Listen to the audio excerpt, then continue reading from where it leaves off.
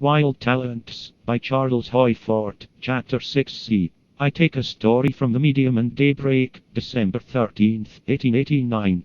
It was copied from the Brockville, Ontario, Daily Times, November 13th. There were doings in the home of George Dagg, a farmer, living in the township of Clarendon, province of Quebec, Canada. With Dagg lived his wife, 2 young children, and a little girl aged 11, Dina McLean, who had been adopted from an orphan asylum. The report from which I quote was the result of investigations by Percy Woodcock. I know that sounds fictitious, but just the same Percy Woodcock was a well-known painter. Also Mr. Woodcock was a spiritualist. It could be that he colored as much on paper as on canvas. The first of the uncanny occurrences, as they are so persistently called by persons who do not realize how common they are, was upon September 15th. Window panes broke. There were unaccountable fires, as many as 8 a day. Stones of unknown origin were thrown. A large stone struck one of the children, and strange to say, it did not hurt her in the least. And I give my opinion that, in comments upon my writings, my madness has been overemphasized. Of course I couldn't pass any alienist's examination, but could any alienist?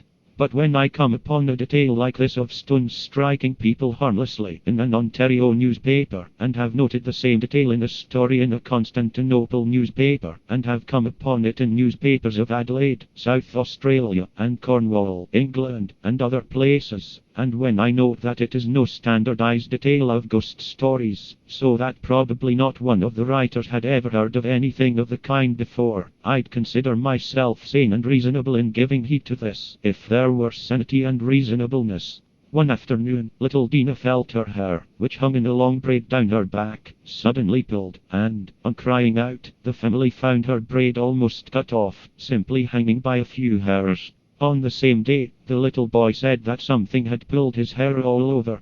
Immediately it was seen by his mother that his hair, also, had been cut off, in chunks, as it were, all over his head.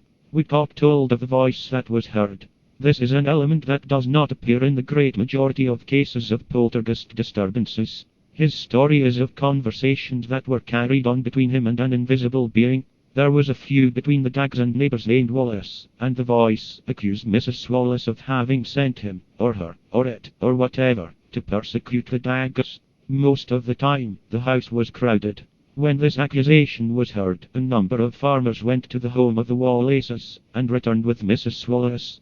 The story is that the voice again accused Mrs. Wallace, but then made statements that were so inconsistent that it was not believed.